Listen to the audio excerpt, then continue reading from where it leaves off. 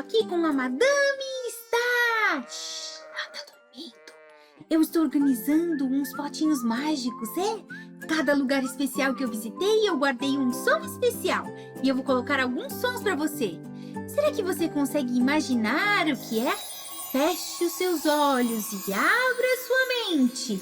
Dê asas à sua imaginação.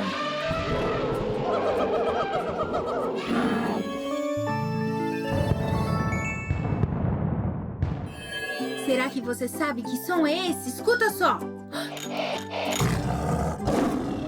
Vamos escutar de novo?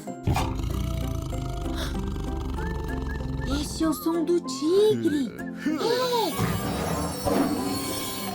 Aqui eu tenho um outro som mágico. Você consegue imaginar o que é? Escuta, escuta, escuta. Vamos escutar de novo. Este é o som do tucano. Aqui eu tenho um som magnificante. Escuta, escuta, escuta.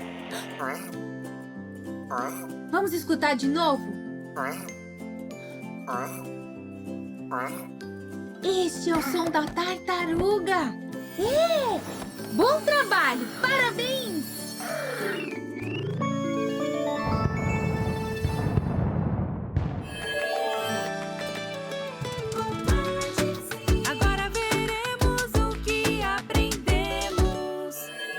Hoje nós aprendemos a usar a audição, escutar um som e identificar o que é. Se você acertou todos, parabéns! Se não, não tem problema. Você está aprendendo coisas novas todos os dias. O importante é sempre estar aberto para aprender. E lembre-se sempre, aonde quer que você vá, leve sempre muito